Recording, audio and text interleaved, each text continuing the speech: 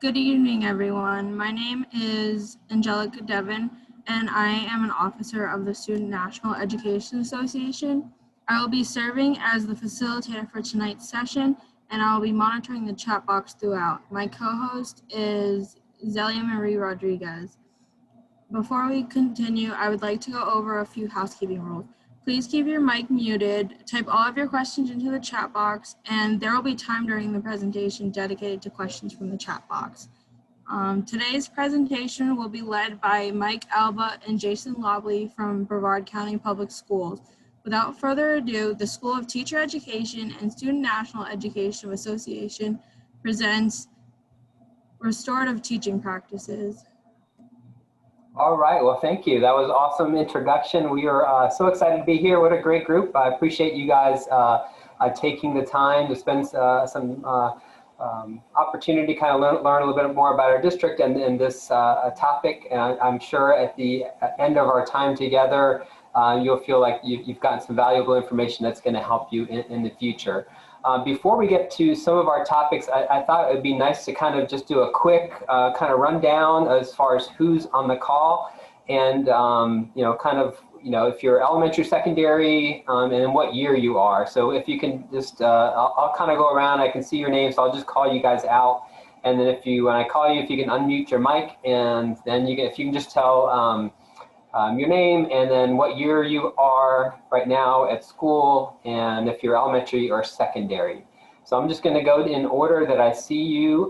So Desi, you mind unmuting and sharing that information? Hi, my name is Desi, and I am a junior, and I'm secondary. Perfect. What secondary? What subject? Music education. All right, awesome. All right, fantastic. All right, Megan, I see you. Hello, I'm a freshman and I'm secondary math. Awesome. I love it, too, secondary. I mean, this never happened last year. I am so excited. Well, fantastic. I was a math teacher, former math teacher, so good choice, Megan. Music is awesome too, but math's in my heart. All right, Tatiana. Hi, I'm Tatiana Pandora. I'm a senior and I'm elementary education. All right, awesome, thank you. Jaden. Hi, I'm Jaden. I'm a freshman and I am elementary education. Perfect. And Alexa? Hi, I'm Alexa. I am a junior and I'm elementary education. Perfect, welcome. And Lucia? Hi, I'm Lucia and I'm... Oh, sorry. It's okay. Elementary education. All right, and Faith? Hi, I'm Faith. I'm a senior with secondary education. All right, what subject in secondary? English language arts. This is all right. So a little bit of a mix. Perfect. And Bianca. Hi, I'm a senior and I'm doing also elementary education. All right, awesome. And Carly?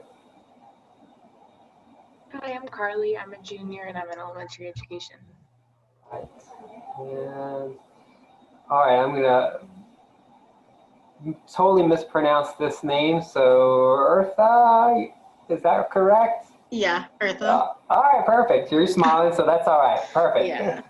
I'm a senior and secondary English language arts education. Awesome. Well, this is fantastic. I can't believe, literally, we had like one secondary person all last year. I mean, not that elementary is not fantastic, and we certainly need incredible elementary teachers, but it's just nice to have that mix. I'm so glad we're doing this, because in the past, we just assumed that everybody was elementary. And Aislinn? It's Aislinn. Hi, Aislinn. I'm a freshman and I'm in elementary education. Hi, welcome. And Shayana? Or Shayna? Yes, sir. My name's Shayna, senior intern and elementary. Thank you. And Alexa?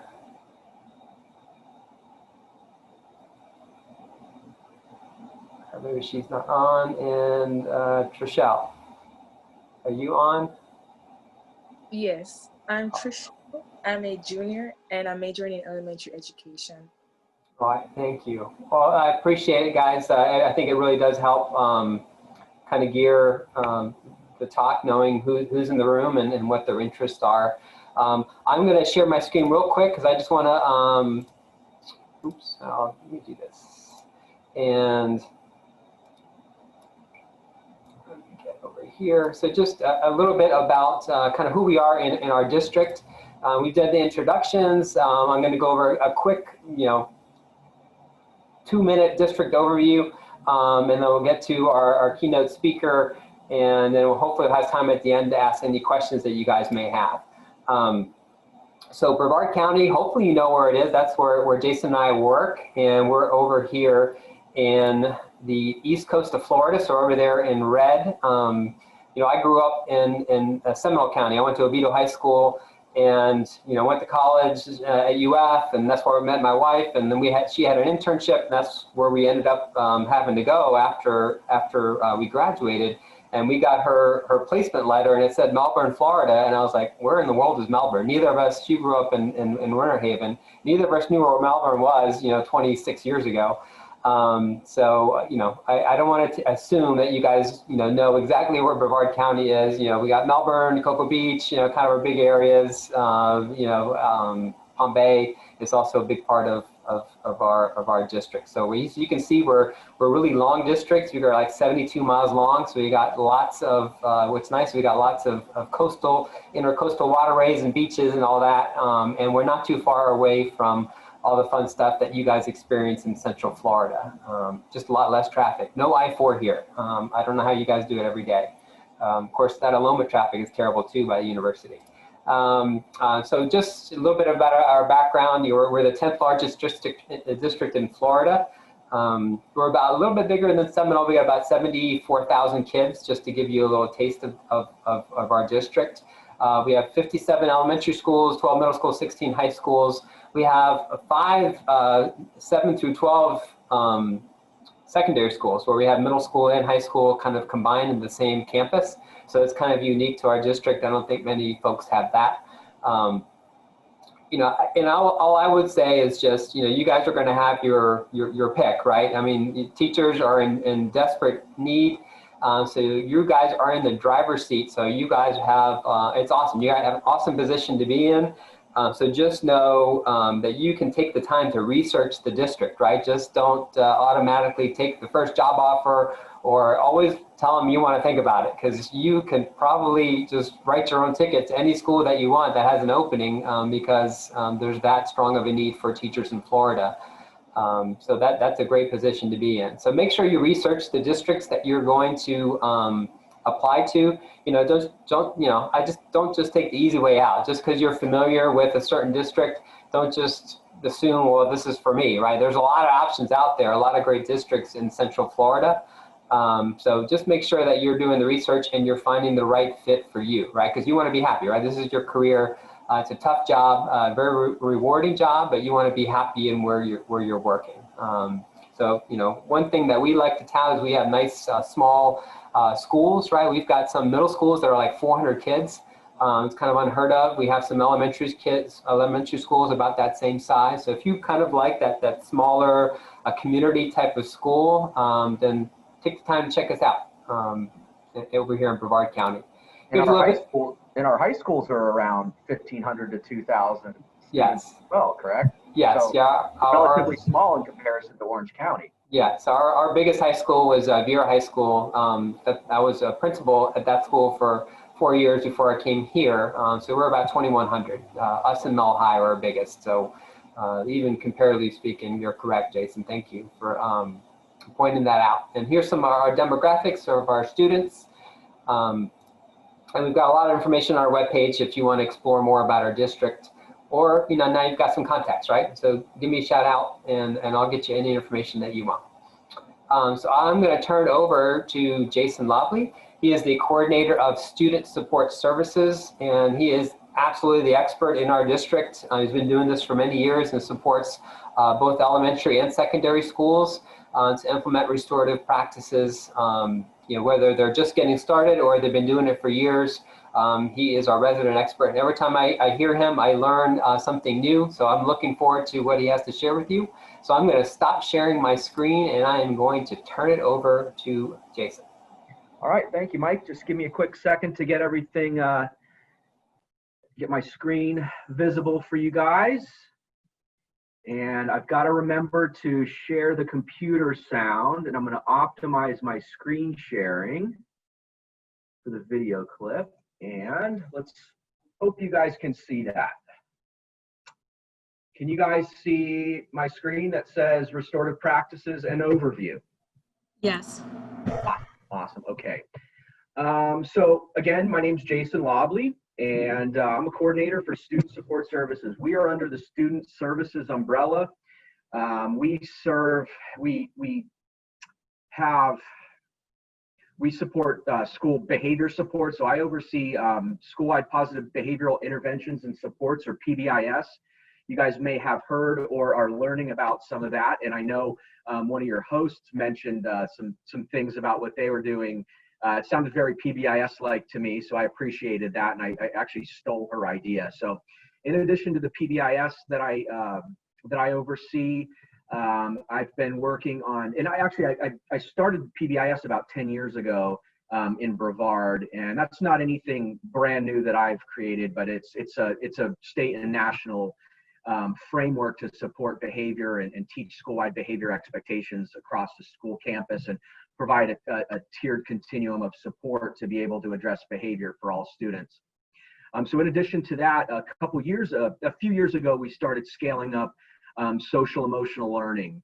And you guys have probably heard some of that in conversation or in some of the literature that you've read. And it really focuses around 5 competencies. And for more information on that, you can visit castle.org. They're really the national and international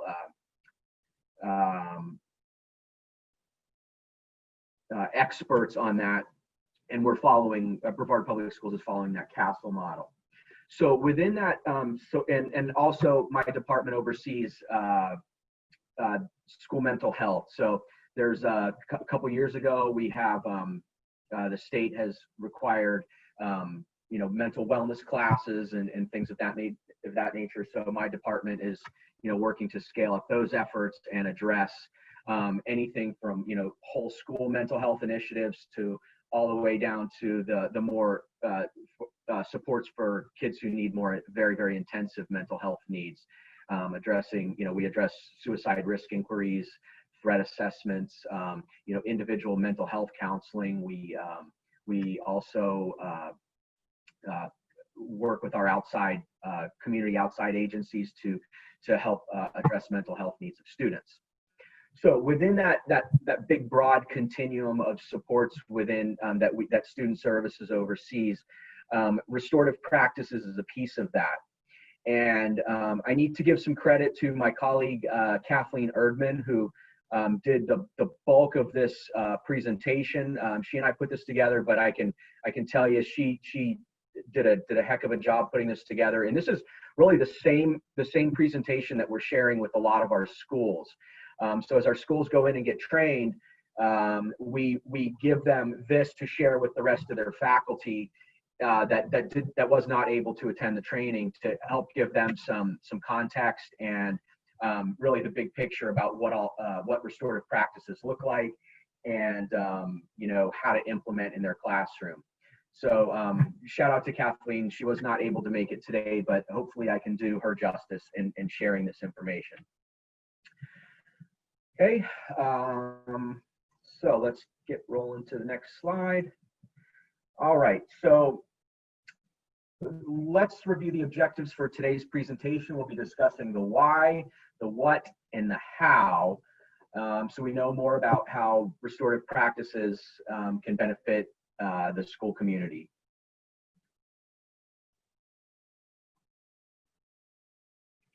All right, so first let's talk about the why we should know more about restorative practices. So if you guys are working in schools and currently working in schools, or probably not, if you're not even that far out of school yourself, you know, I think you probably all can realize that some children don't come to school and they're ready to learn. You know, some of them have experienced bullying, abuse at home, you know, violence in school, some racism, serious illness and homelessness, and you know, you name it, a whole bunch of different things kids and students can bring into school. So, you know, restorative practices really aims to connect people, form bonds, and build relationships with one another. So, in its training, literature for professionals, the International Institute for Restorative Practices has documented numerous benefits to implementation in schools. Some of those include moving toward a more inclusive school community, finding connectedness in an increasingly disconnected world, fewer class disruptions, reduced discipline referrals, decreased reliance on exclusionary practices.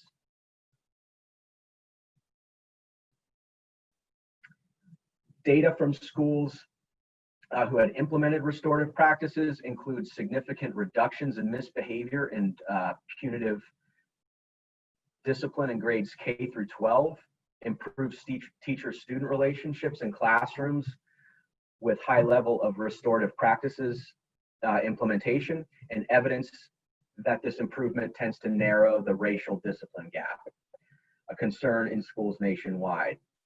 Additionally, restorative practices can fit into strategies you may already be using in your school, such as Sanford Harmony. That's a big social emotional learning curriculum that's used across the state of Florida, and PBIS, as I mentioned earlier. So it's really, this really blends well with other things that are going on, other initiatives to support behaviors, social emotional learning, and mental health. So you guys may have seen or have heard of a multi-tiered system of support. Essentially what this is this is a continuum to support academics and behavior for all students in a building. So if you look at the bottom, you'll see tier 1. These are universal supports for all students. So whether it be a mental health, a behavior support, or an academic support, these are things that are provided to all students. It's just sort of that preventive or protective intervention that's good for all. Okay, we know that some students will not make progress either academically or behaviorally, or may need some additional supports. So that's when we would look at, you know, moving up to a next tiered level of support, or, you know, slowly intensifying the level of support a student needs. And that could be either a tier 2 or a tier 3 intervention. Those tier 2 interventions, we want to see about 15, you know, we may see about 15% of our student body needing that level of support. And those could be, in terms of, like, if we're looking at social emotional learning, we could, you know, be using groups of students and providing small group instruction in some of those core competencies around social emotional learning. Or kids that might need very, very intensive services, we want to see about 1 to 3% of our student body getting those. And those could include some mental health counseling, functional behavior assessments and behavior intervention plans, things of that nature. And those are very, very individualized and intensive interventions that some kids may need. Or it may be intensive and individualized, say, reading instruction as well. So this is just simply a framework to kind of conceptualize how we want to support all students in a school building. Okay, so we want to have that universal layer, that preventative layer at tier 1. We want to have that targeted layer at tier 2, and then we want to have that intensive layer and have those supports available. So in our schools, we want to and in our schools and in our districts, we want to be able to lay out those supports and what those might look like, and kind of have an inventory. So we know, like, so school faculties will know of their next steps when kids are, you know, just not getting it, or just having too much trouble maintaining their behavior. So that's where this continuum and framework falls into place. And I'll get a little bit more into that in terms of what we're doing specifically in Brevard in our next slide. So here we go. So this is kind of Brevard's conceptualization of that framework that I just shared with you. And our focus not only is on academics, but I'm going to give you the kind of the behavioral side of things that I'm sharing with you now. But we're focusing on 4 different areas. So our first area is social emotional learning. We want to focus on our students' mental health and wellness. We want to focus on positive classroom practices. And finally, positive school climate. And this is where our restorative practices come into play. We really want to focus on, building up school capacity to implement PBIS, and then utilize those our restorative practices to be able to build positive relationships, build positive classroom communities. And we can gradually intensify those supports as we move across that continuum, or as we identify needs from particular students. So this is just a very detailed list, and I could really get into a lot more specifics in this, but I don't really have a whole lot of time to do that. But as you can see, I mentioned, discussed it before with those tier 3 supports, functional behavior assessment, restorative conferencing, individual counseling, things of that nature. And that's all built into this framework that we've adopted to be able to support all students across all schools in Brevard County. This is a work in progress, but this is our big picture on how we want all kids to succeed with their, with their mental health support, social emotional learning, and creating positive classrooms and schools. All right, so okay, we've briefly reviewed the why of restorative practices. Now let's get into the what are they. So I'm gonna give you guys some information on what restorative practices are more specifically. And I'm going to see if I can share this video with you guys. So I'll give you a quick video and then I'll get into more detail with you. Our world is changing at a breathtaking pace. Social patterns that have long characterized human life are changing dramatically around the globe, diminishing social bonds within families, schools, workplaces, and communities. But humans are hardwired to connect. Just as we need food, shelter, and clothing, we also need strong and meaningful relationships to thrive. With all of this in mind, what is restorative practices? Restorative practices is an emerging social science that studies how to strengthen relationships between individuals and within communities. When put into practice, the effects are profound. In schools, students experience greater safety and sense of belonging, resulting in improved behavior, less bullying, and less violence. In workplaces, leaders facilitate direct communication among staff and address conflict as it arises. The result is higher performance, greater accountability, and effective collaboration. In criminal justice, new options allow victims and offenders, friends and family, to repair the emotional harm caused by crime. Throughout our neighborhoods, restorative practices give regular people more voice in the issues that matter most. In a nutshell, restorative practices is the science of relationships and community. Your individual daily interactions have a big impact on the world around you, at your job, with young people, and throughout your community. How we relate matters. This video was brought to you by the International Institute for Restorative Practices. To learn more, attend our flagship event, Basic Restorative Practices, enroll in a graduate course, or join us at a world conference.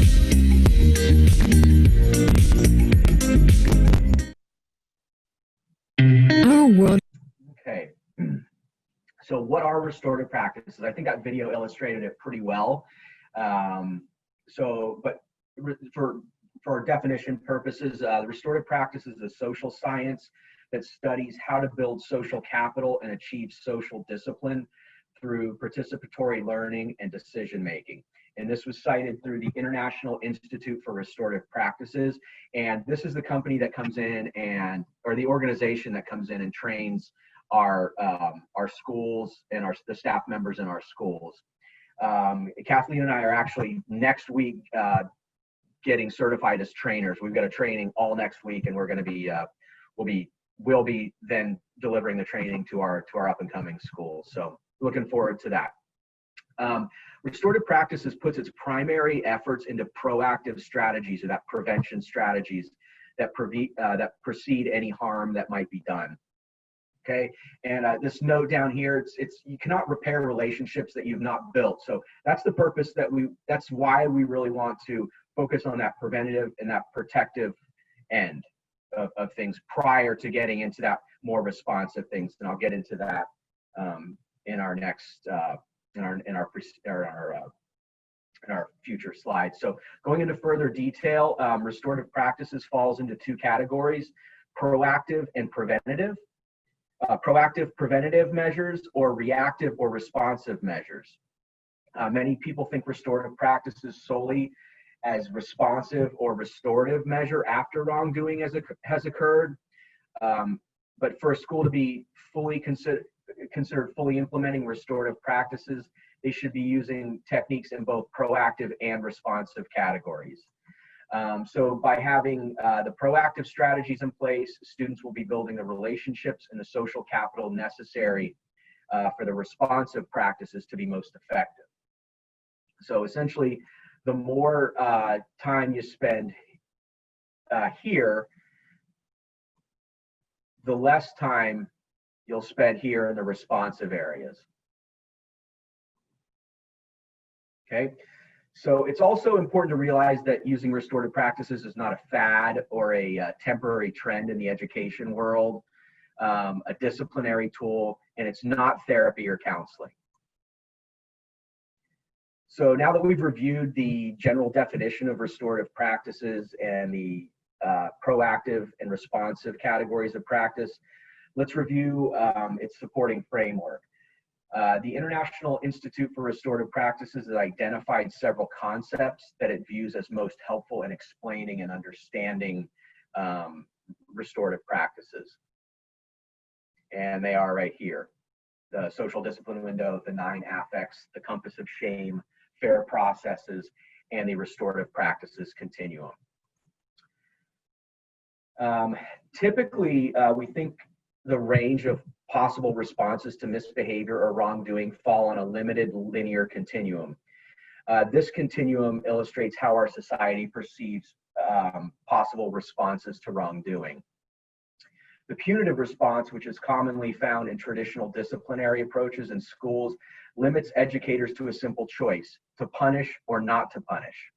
Without addressing the social emotional learning, behavioral, or mental health needs of the students, if we're not punitive, then we are considered to be permissive, and we want to fall somewhere in between there. With restorative practices, we move beyond the linear single axis of the punitive permissive continuum, examining the interplay between two axes: one for control or limit setting, and another for support or nurturing, results in the social discipline window. This allows for 4 resulting combinations. High control with low support equals punitive. High support with low control equals permissive. Those mirror the 2 linear simplistic choices available on the punitive permissive continuum. When we consider low control with low support, behaviors can spin out of control, adults abdicate their authority, and it characterizes a neglectful school. When there is high control with high support, those in authority exercise their control, refusing to accept inappropriate behavior, but do so in a caring and supportive way. This is the restorative response to wrongdoing. The idea is to support students and engage them in finding ways to curb their own negative behavior. The restorative domain combines both high control and high support and is characterized by doing things with people rather than to them or for them. So that's an important factor to remember. So with restorative practices, we have high support yet high control, and we're engaging in that disciplinary process with the student and not to them or for them. And that's where those high control but low support areas fall short. So based on the work of psychologist Sylvan Tompkins, the psychology of affect helps us better understand why human beings act and respond in certain ways and why restorative practices work so well. According to Tompkins, affects are 9 innate biological instantaneous reactions to stimuli in one's environment. It's more difficult, if not impossible, to concentrate or learn if a child is in a negative affect. So one thing I want you to note here on this is that the majority of these 9 emotions, 6 of the 9 emotions are negative affects. And that's what kids are bringing into our school a lot. They're also, or they can easily get pushed into that affect. So when engaging in our restorative practices or restorative conversations with children, we want to be able to get them at least into that neutral zone or into that positive affect to be able to then build that relationship and restore that relationship. Restorative practices works to move children from an area of negative affects to a more neutral and positive one, as I just said. Donald Nathanson, a psychiatrist who built on Thompson's work, focused his attention on the affect of shame. He defined shame as a reaction to an interruption of a positive affect. Nathanson explains that an individual doesn't have to do something wrong to feel shame. For example, it's possible when victims of crime often feel shame, even though they did nothing wrong. So victims can even feel that shame. Nathanson described 4 ways in which we react to shame. Attack other demonstrates when we blame others for what we've done or lash out at people around us. When we put ourselves down, comments like, I'm so stupid or it's all my fault, we are in the attack of self area of the shame of compass. Avoidance usually manifests in denial or ignoring the feeling of shame, but it may also lead to abuse of drugs or alcohol. Finally, withdrawal is exemplified by a person pulling away, clamming up, or wanting to just run and hide. As educators, be aware of the compass of shame and what it gives us, and it gives us the perspective we need to be restorative when faced with inappropriate behaviors in the school setting. The last framework we'll look at before we move on is fair process. Fair process is an essential ingredient in successful change. It simply means that people are treated in a respectful way, okay? Just treat people with respect. Remember that when working in the restorative domain, it's characterized but when we do things with people rather than to them or for them, as I mentioned before. The key principles of fair progress are engagement, explanation, and clarifying expectations, and that closely involves the student. It's important to remember that fair process does not mean a democracy. When people feel that they've been treated fairly, they're more likely to cooperate with the decisions made, even if the outcomes are not what they wanted. All right, so hopefully you kind of have a better understanding of like the big picture of restorative practices. So now I want to share with you like really the nuts and bolts of it and how they're implemented. So let's get into the how. I want to share with you the continuum and how that's such an essential framework for effective implementation. So you guys have got the theoretical aspects of it. Now I'm going to give you the sort of the nuts and bolts of the implementation pieces and give you some illustrations on what that looks like. So the restorative practices continuum is an essential framework to effective implementation. It's going to help us when we discuss the various ways that restorative practices can be done in a school community. So the use of informal restorative practices dramatically reduces the need for more time-consuming formal restorative practices. 80% of the work we need to do should be done in the preventive or informal part of the continuum. So let's take a closer look at these more informal restorative practices. Effective statements can be a building block for teaching empathy to students. Typically, these are I statements, sharing with students how something made you feel. Encourage your students to use these statements with you when they are happy, frustrated, upset, or angry. Students can also use effective statements when talking to their peers.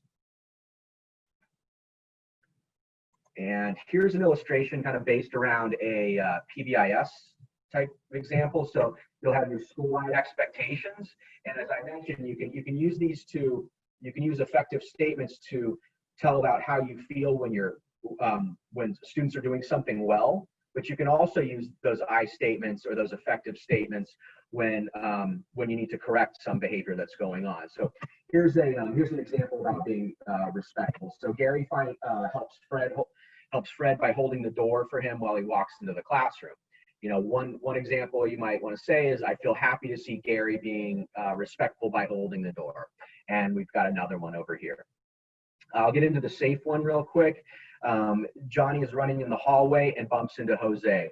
Some sort of way to correct that behavior might be, Johnny, I felt scared for the safety of you and Jose because you're running. That's not a safe behavior. So in those illustrations, I was able to show the positive way of telling Gary that you're happy when he held the door, or how you wanted to correct Jose and how you felt scared for his safety and Jose's safety when he was running in the hallway. So they could be used in two different ways. But it's, again, those effective statements really helps to build empathy for students and around the school. All right. So restorative practices helps revise our thinking so that we see conflict in a school setting as an opportunity to foster learning and build better relationships. Effective questions can be used when responding to challenging behavior or helping those who have been harmed by others' actions. You'll most often use just one or two of these questions that are on the screen now as an informal way for a quick exchange.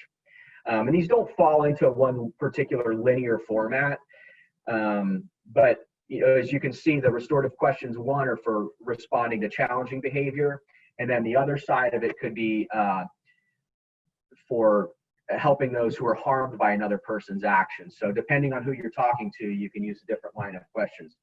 And these are actually on these questions here are actually on a card that we give out in our training. So teachers can carry them around or use them use them as a resource to be able and reminder for them to use effective questioning. So pretty good questions. It's a nice little script that they can use, and it seems to be pretty useful. People tend to take that to heart. I've actually seen them posted on classroom walls, which is neat too. So, and notice that why did you do that is not in the list. So we want to just think about the what's and not the whys, because sometimes you're going to get that from younger kids, or even high school kids, like, I don't know. So we want to make sure that we we're being very specific about what happened. What were you thinking? What have you thought about since? Those sorts of things. All right, so small impromptu conversations build on the use of effective statements and effective questions to address a problem and keep it from escalating. These conversations are used to keep students actively engaged in expressing their feelings and in thinking about the impact their behaviors had on others. So consider this scenario. Two students are arguing or fighting to use the slide on the playground. The first adult response may be to stop the problem for that moment, but because their frustration was not resolved, the student's conflict may continue to arise. Now let's look at a small impromptu conversation utilizing both effective statements and questions.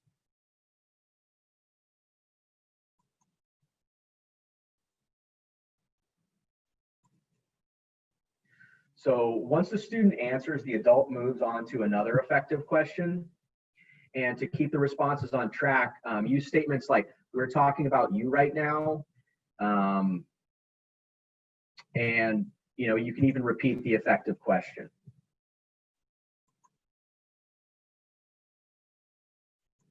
So there was just a quick illustration of how how those effective questions may help address some of the conflict that could happen on the playground or anywhere in the school setting for that matter. So we've discussed some of those informal ones. So those effective statements, effective questions, and small impromptu conferencing that we just saw. Now let's move into more of the formal practices of the restorative continuum. So circles are one of the most distinctive and flexible forms of restorative practices. So sitting in circles can create a feeling that a group of people is connected. Circles are a powerful process to proactively build bonds and community. Circles can be used in a proactive or responsive manner as well. Proactive circles can be used for daily check-ins on like feelings, check-outs at the end of the day on how the day went. They could also be used for developing and maintaining classroom norms, or teaching some of those school-wide expectations in PBIS schools, addressing behaviors proactively, as well as classroom goal setting. Now, on the other hand, responsive circles can address some classroom behavior problems like name calling, or as a reminder of school protocols and processes and procedures, maybe after lunchtime or mishap on the playground. A responsive circle can also be used to address a classroom issue when the offender is unknown, and some classroom drama going on, and when an item for maybe when an item goes missing. However, if an issue only involves one or two students, a small impromptu conversation may be more appropriate. So you got to think of, if we're putting a circle together, or if we're using a circle proactively, we just need to think of it as more for the good of the group. Okay, so if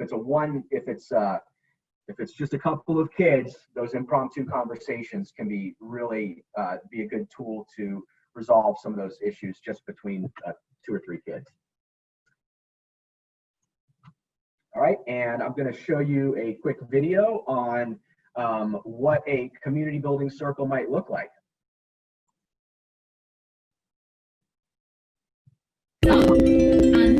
There are a lot of kids who sometimes fall into the background. The kids who are always just calm and quiet don't always get the attention that the other kids get.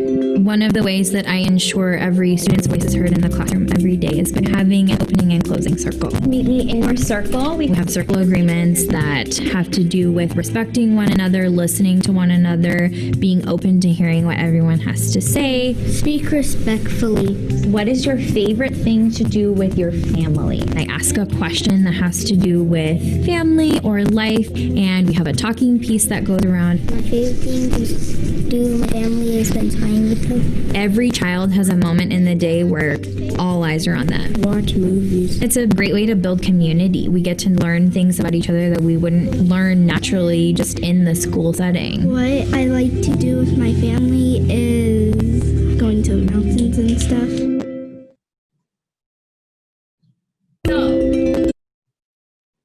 So that was kind of a quick example of what it might look like, and kind of the pieces of what a kind of a proactive circle might look like, a community building circle in a classroom. And this can be done at all ages too. This isn't a, I've seen some really, really good examples of older kids, and I've got a pretty good example of that later on in a few slides ahead. But that was a pretty good elementary school example. So for each of these three types of circles can be used either in a proactive or responsive way. And we've got sequential circles, non-sequential circles, and fishbowl circles. So a sequential go-around circle is one in which a question or discussion point is raised, and students answer in turn, proceeding in a clockwise or counterclockwise fashion while passing the talking piece. And you heard that mentioned in the previous video. Volunteer may offer to go first, answer the question, and choose the direction the talking piece moves. Or the teacher may choose a volunteer or answer the question and start the topic themselves and pass the talking piece in either direction.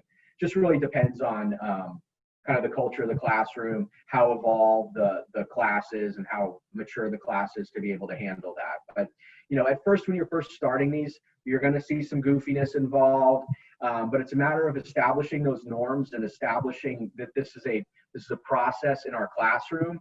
And I would recommend starting with kind of some lighter questions. If you heard in the video there, the girl was answering some of the things that I like to do with my family, really try to, start with some of those things. We don't want to jump directly into, some of those classroom problem solving or addressing drama in the classroom.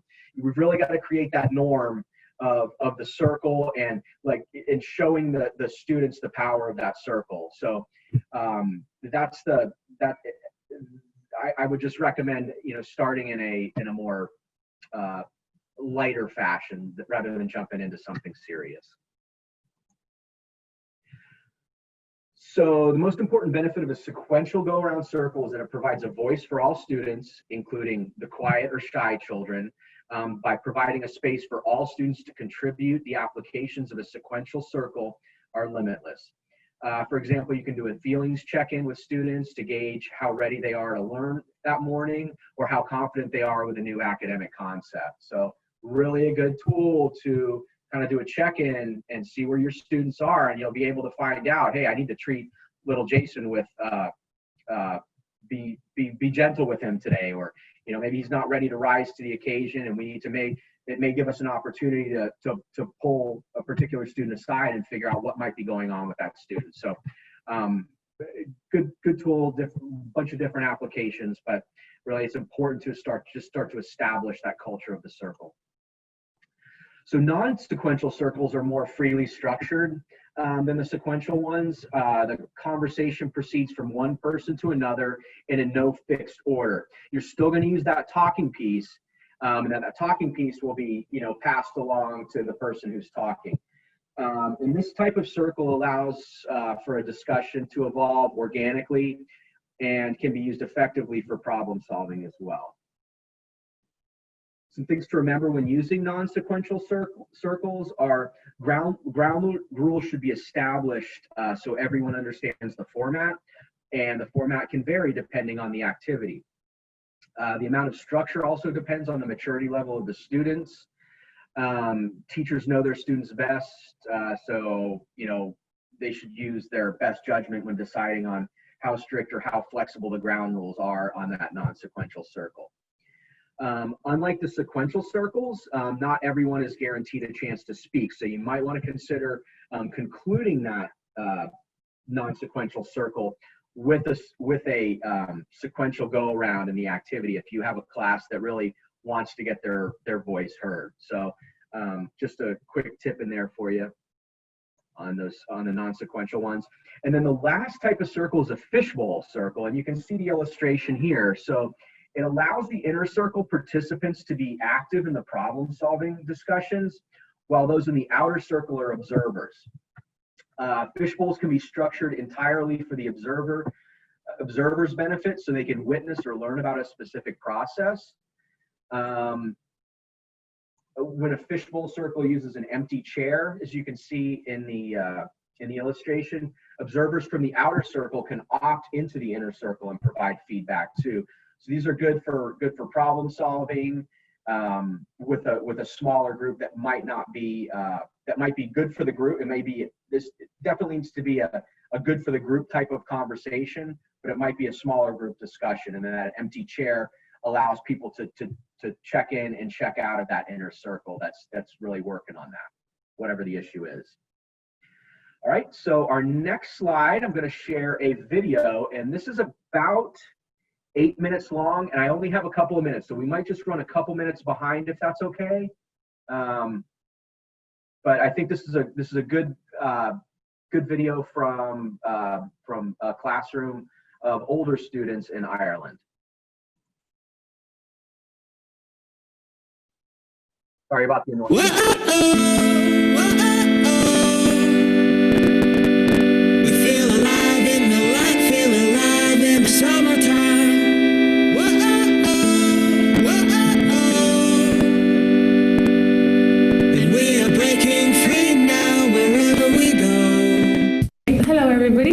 Nice to see you all. Hope you had a nice lunch. So we're here to discuss an issue. Before we do, I'm just going to have a quick check-in, a quick go-round. So I was wondering, on a scale of 1 to 10, how your day has been. Maybe 10 being the best day of my life, and 1 being I wish I'd stayed in bed. Okay? I'm going to give you an 8, 8.5. I'll go this way, Janina. 8. An 8 too? Okay. 7. 6. 6, Graham. 6. 7. 8. 8. 10. A 10. 4. A 4, I think. 9. 9. 8. 8. 7. 7. 8. An 8. Thank you. Egley, a 4, even though it's Friday, the 4. Okay, so basically I wanted to talk to you today about your homework, okay? So I feel that maybe you guys could be doing better in that department, okay? I feel that maybe, you know, sometimes you do homework just so it's done, but it's not really done to the best of your ability. And I was wondering what you all thought. So I was hoping, I'm going to go around this way this time, that maybe you won't be in trouble. I just want an insight. If you would give yourself between 1 and 10 of how you feel your own self that you do in your homework. 10, obviously amazing, I should be doing your job, Miss Doe. And 1, no, absolutely dreadful, I never try, I never do homework, okay? So I'll just go around this way this time. So Megan? 7. 7? 8. An 8? 6. 6? 7. 7. 7. 7. 8. 6. 7. 5. 7. 4. 4. 5. 7. Okay, thank you.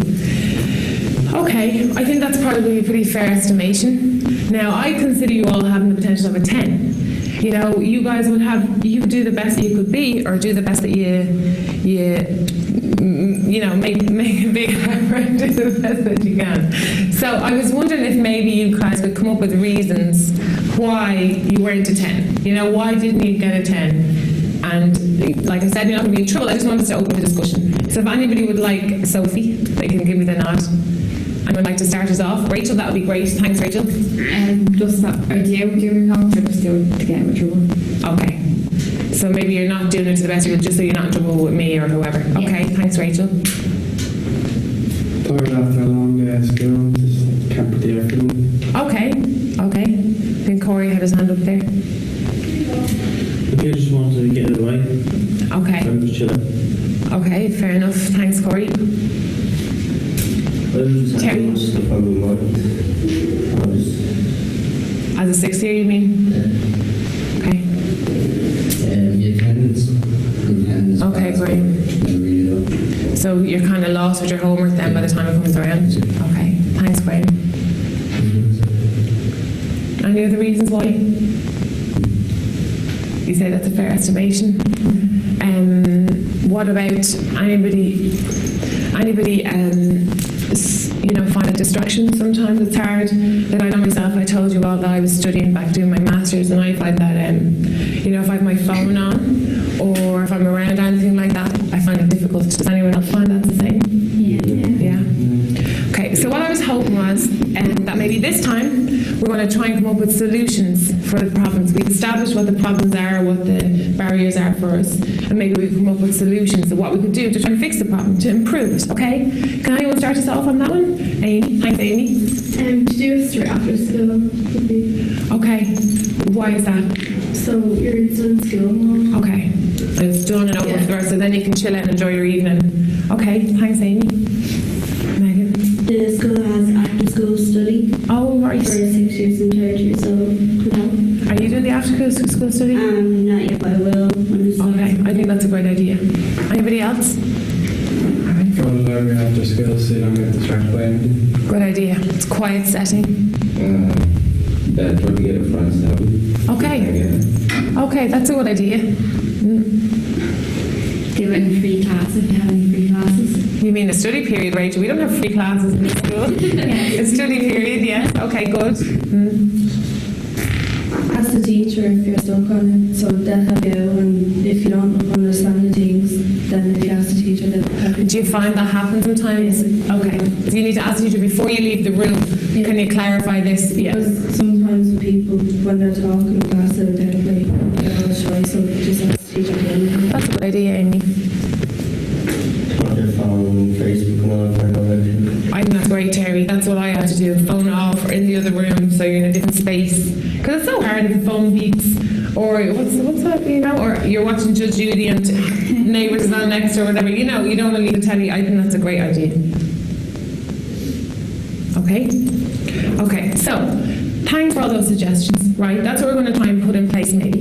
And what I'm hoping is that whatever number you gave today will improve. So what I want for the next week, when you're doing your homework, I want you to, at the end, write the number that you gave today in our circle, okay? And then write a new number for your homework. You won't be in trouble. It's not going to be a case where if you don't increase your number, you're going to be in big trouble. I want you to take ownership yourselves for your homework, you know.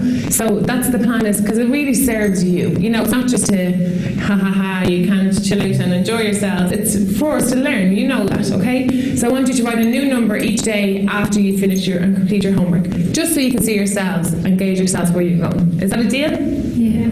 Okay. So before we finish, maybe I'm just going to end up on a checkout, just a light checkout, and I was going to ask you one of your favourite places. Share one of your favourite places. I think mine is right here for my mental holidays on a daily basis. So I'm going to ask you maybe just a place that you like to spend your time. Okay? I'll start with you, Nina. My favourite place is Italy. Italy? Oh, very good. Yeah, I'm dying to go there.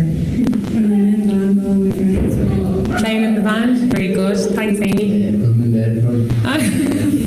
Graham, I'm shocked. Park. In the park? Football, pitch, football. Playing football? Being on stage. Being on stage performing? All in Spain. In Spain, you like Spain, Corey? Yeah. Very good. Playing camogie. Camogie? In my room. In your room, just spending time, just chilling out? In your grand's house, yeah. We all love our granny's house, yeah. At the beach. At the beach? Sunshine girl? In bed as well? In your room, chilling out? Being on holidays? With the family? Doing drum forming? Very good. Okay, that's great. Well, hopefully now that will help us with our homework issues, and we'll move on from there. Thanks very much.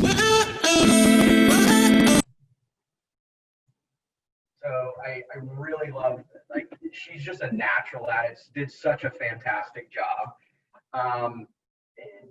Did you notice the different types of circles? Like, she first started with the sequential circle and that feelings check-in, like, 10 being the best day ever, 1 being I don't want to get out of bed.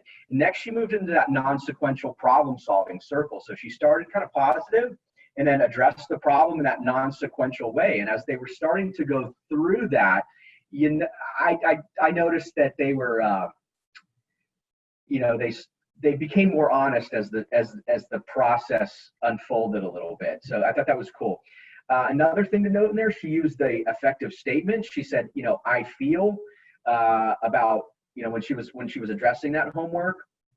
And then she also got into the problem solving. She just didn't sit there and admire the problem of homework. She actually got into and had the class brainstorm some ideas on how to get that homework done and how to focus better on that homework, putting electronics away, turning off Judge Judy. And quick aside on Judge Judy, I had no idea that Judge Judy was so popular in Ireland. New. But then she finished the circle in a sequential, in a sequential format. So, I mean, she's a master at this. It was very, very, very cool to watch, very natural to watch. So kind of neat there. I like that. Hope you guys did too. The last item on the restorative practices continuum is the formal restorative conferencing. Okay. Restorative conferences are formal responses to wrongdoing where all of those involved and affected by the incident come together with a trained facilitator to explore what happened, who was affected, and what needs to be done to make things right. Because this conferencing is very time consuming and used in just a very few situations with very few students, it's not a routine classroom process. This is something that I would recommend using with trained facilitators. And as we train this in our schools, this is like the last part of the training. We train all of this other stuff, all this preventative stuff, these formal and the informal practices, and then the formal kind of classroom circles first, and really want to make sure that everybody gets more into that mindset, that routine, establishing that culture of doing those more informal practices before moving into these formal events. Because if you're really trying to do the formal restorative conferencing. If those other pieces, if those other foundational pieces have not been established, it's not going to go very well, and we're going to, I think, probably resort back to a more traditional approach to our disciplinary process. And so we're focused. Our focus is on more of those informal and the proactive pieces. Remember, it's that kind of, you want to be doing 80% of the informal and then doing like 20% of the formal.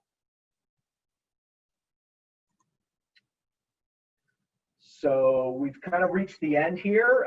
I've got some videos, and what I'll do is I'm going to email those to Mike, and there's some additional resources and videos for you guys to watch. And if you're interested more about this, you can feel free to reach out to myself or Kathleen, and my information's right there. It's lobley.jason@brevardschools.org. And we can answer your questions. I can, help brainstorm some ideas around restorative practices, or, providing mental health supports to schools and behavioral supports. A couple of quick books that we get when we do our trainings with the International Institute for Restorative Practices. We start with these two. These books come on day 1 and day 2.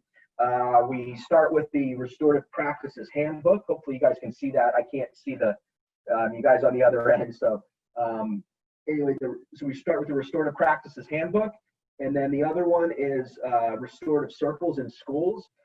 These are pretty inexpensive, around like $20 a piece. So pretty quick read, pretty inexpensive.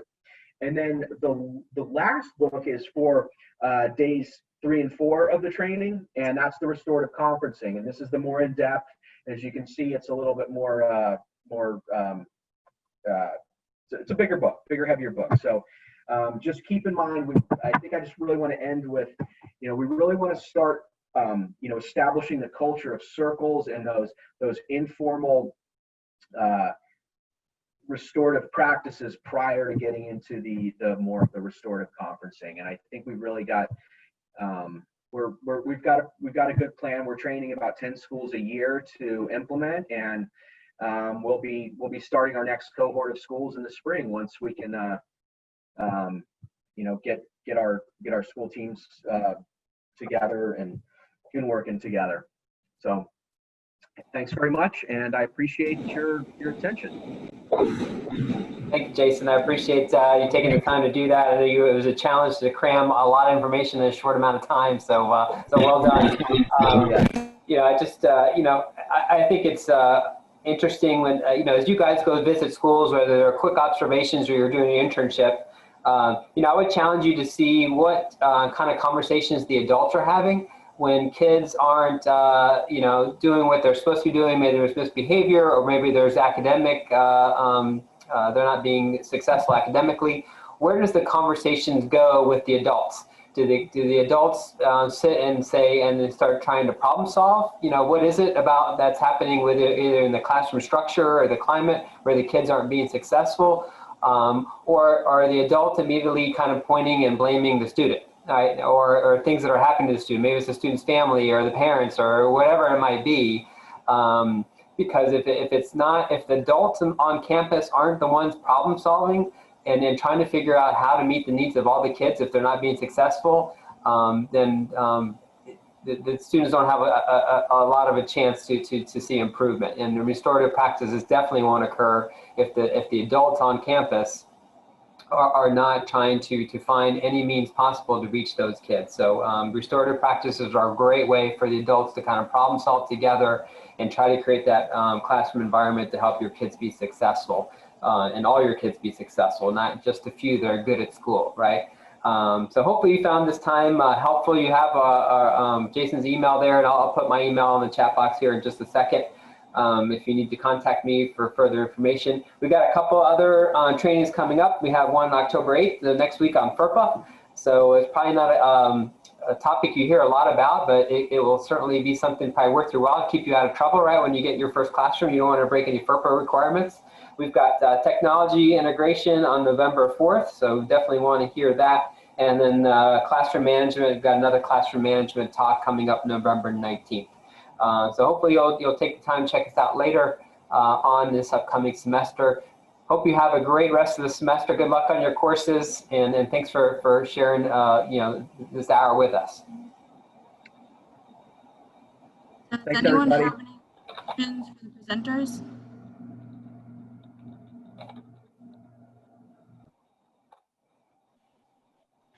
Any questions you have for our presenters? If not, their emails are in the chat.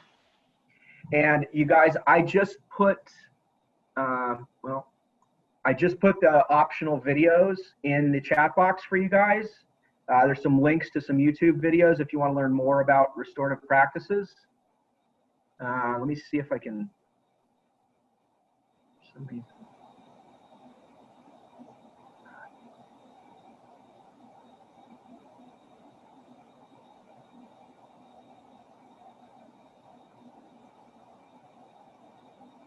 Sorry guys, it's not finding the send button.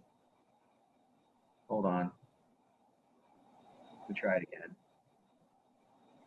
I think thank you for the student leaders to set this up, right? This wouldn't happen without you guys, so thank you. It was a pleasure meeting you and get to see you again this year.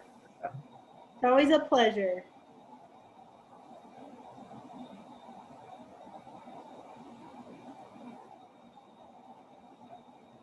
I cut off the last link. Here, I'll send it. Oops. Send it now. There we go. Thanks again, guys. Appreciate having you here, and I appreciate the opportunity to speak to you.